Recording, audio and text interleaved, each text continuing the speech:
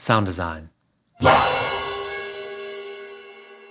So back in June, I produced an event called Live Sound Summit, where I invited some of my favorite teachers from the world of live audio. And I gave the last presentation at that event, and it was called Stop Smarting the Sound System. So what I want to do in this video and this podcast is share with you what is smarting the sound system, why I think you should avoid it, and what you should do instead. All right, so let's talk about smarting the sound system. So who has heard this term, smarting the sound system? Just type yes into the chat box and let me know if you've heard this. Keith says yes. Peter says yes. Pablo says yes. Nathan, yes. Okay, great. So a few of you guys have heard this. I had heard it around a few places, and it wasn't really solid in my mind until I went to Merlin Van Veen's seminar in Banff last year. And he mentioned it, and I was like, oh, this is a real thing. Like, this is now a thing. Like, smart is ubiquitous enough, or enough people have run into it that now it's turned into a verb, smarting the sound system. So I want to talk about smarting the sound system and what to do instead. This is a frame from a video that I published a few weeks ago. And turned out that it was kind of popular. So I asked people to vote on what they wanted me to present on, either this or something else. You guys voted on this. So this is what we're talking about. So this is the genesis of this presentation. All right. So what is smarting the sound system? I think we kind of all have kind of an idea that it's something bad, maybe, and maybe it's derogatory. I don't know. But what are the steps to smarting a sound system? So let's go through them together. Number one, you would buy an audio analyzer, right? Or audio analyzer software, right? And we're picking on smart because that's a popular one. People see it more and it turns into a thing. But it could be anything, right? Sat Live, Systune, doesn't matter. So first step, buy your audio analyzer software. Step two, don't practice at home. This is important. Don't even read the manual. Just assume that it's all working, because we all know that assumptions always work out 100% of the time. So that's step two. Step three, take a single measurement of the combined system at front of house with 1/3 octave smoothing. So what is combined versus single systems? If you haven't heard that before, it's kind of just the difference between one speaker and two speakers, right? So when I say combined system, I mean the entire system's on. Maybe it's just a main and a sub, or maybe it's like multiple mains and delays and outfills and front fills and mini subs and this kind of stuff that we were looking at in Bob's presentation. So it could be anything. Could be any number of speakers, that is, but it's the entire system on. That's what I'm thinking of. Step four, you're going to want to insert 20 EQ filters to make the trace appear flat. Okay, that's important. And number five, last step, don't use your ears and base all of your decisions on what you see on the graph. So you could basically just do this from home. Like, I could do this from here, and Pablo could set up a microphone in his space there, and then I could just remote in, and then I could even remote control probably the speaker processor, and I could just do everything from here, and I could just have an office maybe, and I could just do sound system tuning from home. Sounds good, right? So I am exaggerating a lot here, but these are the basic steps to smarting the sound system. So what's wrong with this? Why are we even talking about this? Sounds pretty simple, could be innocuous. First of all, who is guilty of smarting the sound system? If you are bold enough to just admit, type into the chat box, yes. So I'll be the first person, yes. I did this a bunch of times when I first started out, especially I got one of those handheld RTAs, and I would sort of walk around the room and take some measurements. But I remember when I first got it, obviously I would just take a single measurement at front of house with the entire system on, and then I would just look at the graph and then try to make everything flat. Phonic RTA, you got it. Thank you. Cool. So what's wrong with smarting the sound system? So before we get into each of those steps, let's just talk about this quote that I like a lot, that I think is from George Lucas. He said, every new technological development by definition in the beginning is used too often and in the wrong way. I think a great example of this is when I was going to college between like 1999 and 2003 is right around the time that Pro Tools was becoming popular, especially with home recording artists. And so it just was getting in kind of the price range where people could do digital multi-track recording at home and do it in a way that you could almost make a what do I want to say, like studio quality record at home is how it was being marketed. And the big hubbub at the time is people were saying this is going to be the death of recording studios. People can record at home. They're not going to need us anymore. And it sounds bad. I guess that's the thing I should focus on, is that people said it sounded bad. Pro Tools is the problem. When we know now, and probably a lot of people knew at the time, that it wasn't really Pro Tools that was the problem. It's just a tool, right? It was the way people were using it initially, because you just like put a really powerful tool into the hands of, a home musician, and they do whatever they're going to do with it. They make a mess, they try things out. So I think that's a great example of this quote here of new technology being used too often and in the wrong place. All right, so what's wrong with smarting the sound system? Let's take a look at each of our steps here. So first of all, what's wrong with buying audio analyzer software? There's nothing inherently wrong with that, but I think a big problem is with people's expectation, which is that it's going to be a silver bullet. It's going to solve all their problems. It's going to make them sound good. It's going to get everything under control. When the truth is that, again, it's just a tool, just delivers data, and you're the one that knows what sounds good. You're the one with the ears and the brain and the taste, really. And the audio analyzer just shows you data and then can help support your goal to put that good sound in every seat. And then maybe another problem with buying audio analyzer software is looking for features that aren't available. So for example, don't buy Sat Live expecting it to run measure 2 microphones at the same time. Don't buy Smart expecting it to have like a virtual EQ feature. What's wrong with not practicing at home? Well, this one may seem obvious, but just some examples. You're not learning proper setup, so maybe you get out into the field then and you don't even know how the connections work.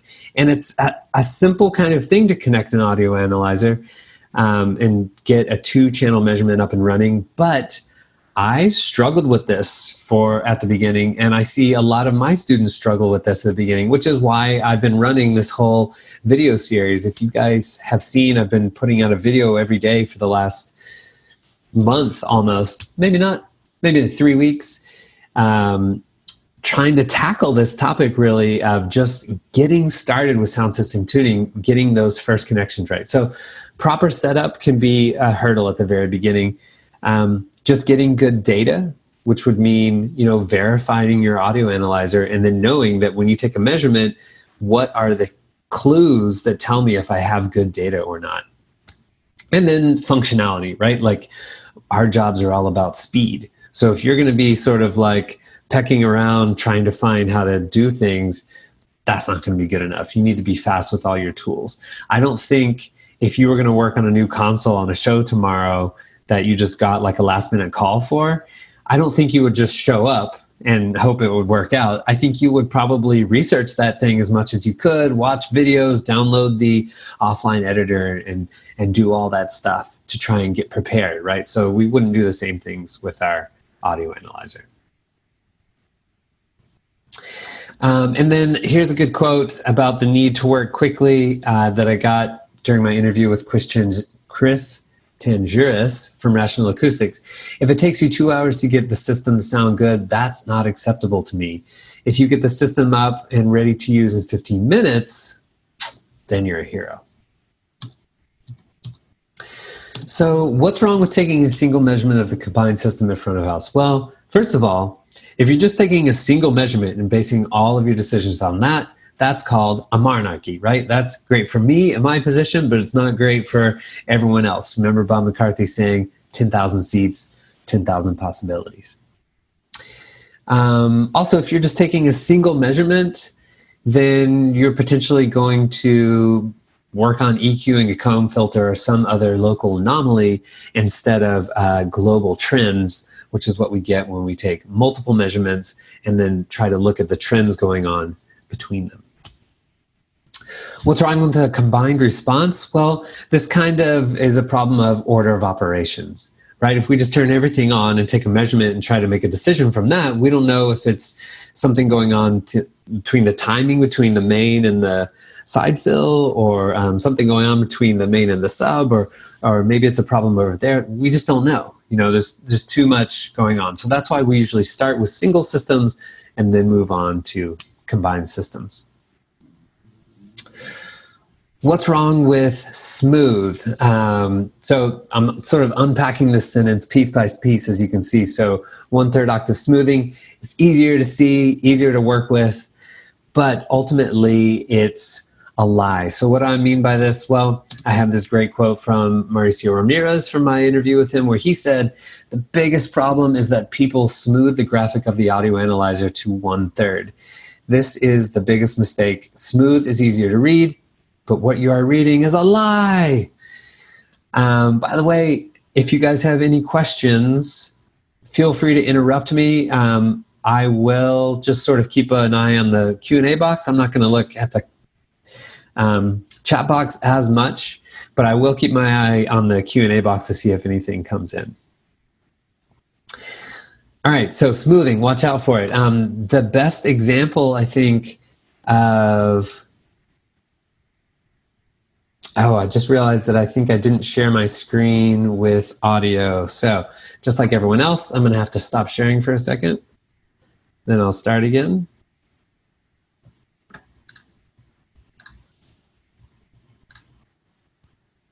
Cool. So I have a short video clip that I'm going to show you here of a good way to show what smoothing does to a display. For you to do on your own. Let's say that we do a boost here. Okay, I've got my locked cursor here. And what does this say in the white here? It says 500 hertz, 15 dB. Okay. Yep. 500 hertz, 15 dB. That's what we've got on our graphic EQ. So far here, it looks like we're looking at the truth, right? And I learned this from Mauricio Ramirez, and this is why he says when you use smoothing, you're looking at lies. Because if I switch the magnitude smoothing here to 1/3 octave, whoa, this goes down from, look here at the white numbers, I can't put my cursor up there. It goes from 15 to 11. Maybe that's not a huge change, but all of a sudden, we're looking at a lie. This is not, we should be looking at a 15 dB boost, but with the smoothing all the way down to 1/3 octave like that, maybe the picture looks better, but it's not really a truth anymore, and it's not quite helping us. You notice that the filter also got wider here. So let me just show you the change one more time again. Here's 1/48, and here's 1/3 octave smoothing. Okay, so just, all right, you guys, I think you get the picture. Smoothing, watch out for it, it's dangerous. Wait, where were we? Okay, so what's wrong with inserting 20 EQ filters to make the trace appear flat? Well, biggest problem with that is micromanagement. We heard Bob McCarthy yesterday talking about, someone asked him what is the #1 problem he sees in sound system tuning, and he said it's gross over equalization. Inserting a bunch of filters to try to make the thing appear flat, and you're probably EQing local anomalies. You know that thing's going to change when you move over a seat, things like that. I have a great quote here from Merlin Van Veen. The problem is that we have this super powerful tool, right? And we want to use it. So you have this X-ray photo of your sound system, and it's very tempting to start addressing every minor deviation. I did this in the beginning. Everyone does this in the beginning. It sets the table for micromanagement. And I guess the other thing, which I already talked about yesterday, is that maybe flat isn't going to make your client happy. Not a lot of times I'm using a flat target trace these days, right? We talked about yesterday, it's usually some kind of a tilt with a low end addition and high frequency reduction. All right, and what's wrong with not using your ears? Like, we have these tools now. Why should we do that? Well, we're doing the show for humans, right? Not for robots. And we need to make it sound good for humans. So no audience is really going to thank you for your diligent creation of this perfectly ruler flat response. They're just going to hear what they hear, right? We're sound guys. So I'm sorry I keep like making all these references, but it's just like connecting so many things for me now. Going back to Bob McCarthy, he's saying, what if it looks good but sounds bad? Well, find out why. There needs to be a harmonious working, you know, between our pursuits supported by the audio analyzer. So I have this great quote here from Mauricio Ramirez again. You need to compare the graphic of the audio analyzer with something that would be played during the concert. So his basic problem here is maybe people who just work on a lot of tuning and just listening to pink noise. And, you know, it's understandable. We just talked about how we have these like really strong time limitations on top of us. And we're trying to move as quickly as possible because we want to be the heroes that get the thing done in 15 minutes and say, like, boom, it's done. We can't sign off on that sound system, though, till we actually listen to some material going through it that represents the show that we're doing. So we talked about what is Smaarting the sound system. We talked about what's wrong with it. So let's talk about what we can do instead. So some of you guys are probably already doing this stuff. If you started out smarting the sound system like I did, then at some point it wasn't working for you, or someone said, hey, check this out. And you started moving more and more towards a better solution. So let's talk about a better solution. Maybe instead of just buying audio analyzer software that you see someone else using, or that you think is the best, or this one's the most expensive, so I'll get that one. Maybe you buy audio analyzer software, not at all. Maybe you get a free version. So you've got Rita, Room EQ Wizard, things you can start for free, train yourself, upgrade later. Or if you really want to start out on a Systune Smart or Sat Live, maybe you get the 30-day demo and you train on that, and then maybe you buy it, or maybe you try another one, okay? So, oh, shit. I thought I muted it, and I totally didn't. I'm sorry. I just coughed all over your ears. Okay. Too many, like, windows I have control over here. What can we do instead of not practicing at home? Well, we can practice at home. How are we going to do that? Well, in the video series that I've been producing, I'm suggesting taking, like, tiny baby steps. That's what kind of works for me. Like, I'm not going to try and do everything at once and try to employ every feature and figure out it's just too much. So start by measuring a microphone cable, okay? If that works, then maybe an EQ. See what that looks, play around with that for a while, you know, controlled circumstances. And then maybe you measure a console, and then maybe you measure a full range speaker, and then maybe you measure a sub, and then maybe you measure a full range speaker against the wall, and you move the microphone around and you see what that looks like, and you move the speaker around and see what that looks like, and then maybe two full range speakers and you see how they compare and you move them around. So there's all these ways of practicing at home that can help us really wrap our heads around what we're seeing on the screen and what that sounds like in the room and how the two connect. And there are even processes that we can practice at home that we can use in the field that are exactly the same. Like, they might not look the same and sound the same, but the steps for them are exactly the same, and we can still get experience with those. So things like checking polarity, comparing delay times, matching level, EQ, checking crossover alignment, those are things we can all practice at home. What can we do besides taking a single measurement of combined systems at front of house with 1/3 octave smoothing? Well, first of all, instead of taking a single measurement, we can take multiple measurements, right? It's easy. And instead of a combined system instead of just doing the combined system, what we should probably do is start with single systems. And we should probably start with the single system that covers the largest portion of the audience. So when I'm doing my tunings and my work in the field, almost every action I take, kind of my list, I'm just assuming, let me do the next most important thing, so that if for some reason the show has to start right after that, or for some reason I have to stop right after that, I at least got that next most important thing done. So that's kind of how I think about this process. And I've outlined this process in something that I call the Sound System Tuning Roadmap. I'm going to put a link to it in the chat box right now. If you guys don't have it already, you can download it for free right there. It's just a one-page PDF, but you can see a global view of the entire process that I'm talking about. Okay, and what can we do instead of smooth? Well, we can use a respectable 1/48th octave smoothing on our amplitude trace and 1/24th octave smoothing on our phase trace. All right, let me check the questions box.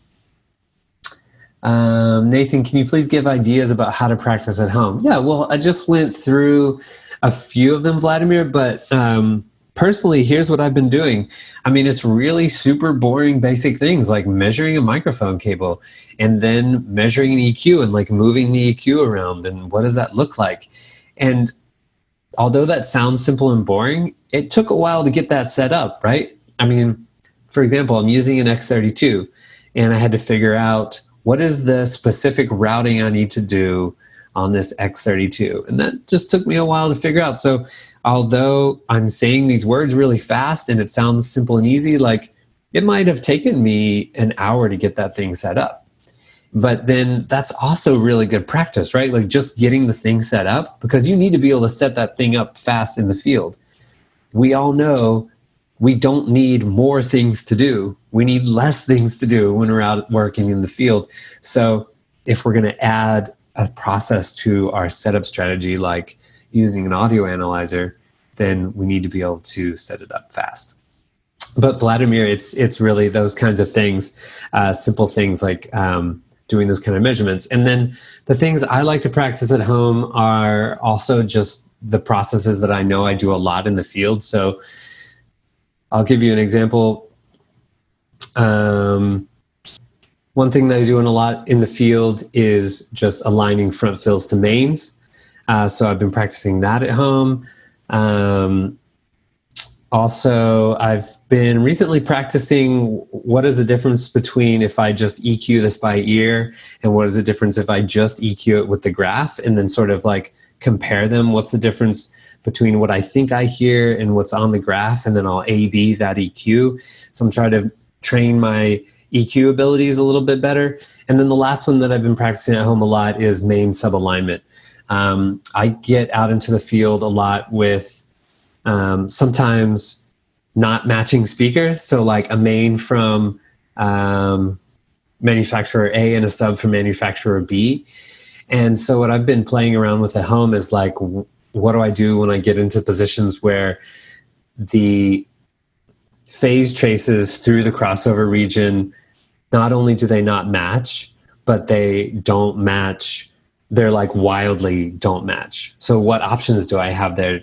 What if I change the crossover filters?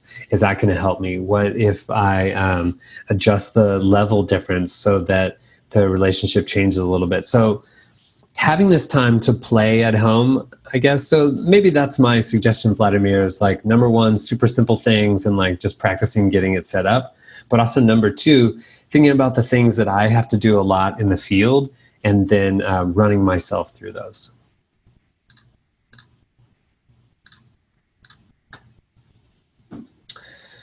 Okay, so we talked about step 3. What about inserting filters? So what can we do instead of inserting a million EQ filters to make the trace appear flat? Well, instead of doing micromanagement on the single trace that we talked about, I think what we can do is a combination of optical and mathematical averaging. Optical averaging just being taking multiple traces. So let's say we're just doing an on-ax measurement of our main speaker, and we know what that spot is, but we're going to do, let's say, 4 measurements just right around there to make sure that we're not just EQing some kind of comb filter. So we'll go maybe 2 feet this way, 2 feet that way from the center position. So, and then we'll just put those all on top of each other and sort of step back and look at it from a distance. That's our optical averaging. And then we'll also create an average trace from those 4 trace measurements that we took, and that'll be our mathematical average. So I think that's probably something that can help us fight micromanagement. One more idea about what we can do instead of inserting a bunch of filters is maybe develop a more appropriate trace than flat. If you don't have your own target trace already, there are a bunch of mine you can download, and I don't have a link with me right now, but I have a video about this, and I have a whole package of target traces that you can download. Maybe what we'll do is at the end of the presentation, I'll go grab these and I'll drop them into the chat real quick. But I suggest that you develop your own target trace, and one way you can do that is by practicing at home and EQing, and then seeing what you like, and then developing something from that. But one way that I've seen people do this in the field that I think is really smart is basically work on a show, do their process as they would, and then at the end of the show, then take a measurement of the combined system and look at what is like the general result that they ended up with. And when they do that a number of times, then you start to develop your own target trace. Oh, this is what I like, or this is what works well for me and my clients, or when I use this target trace, I always get applause, something like that. I think those are ways to get started.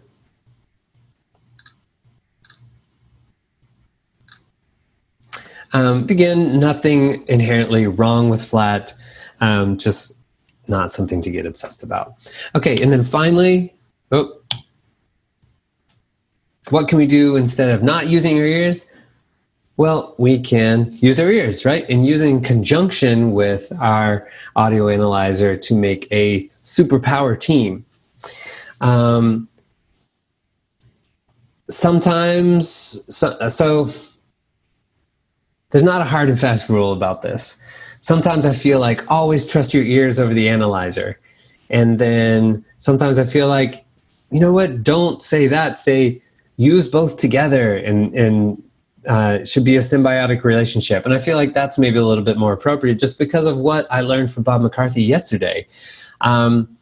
It really struck me when he said, don't cop out. If it looks good but sounds bad, find out why.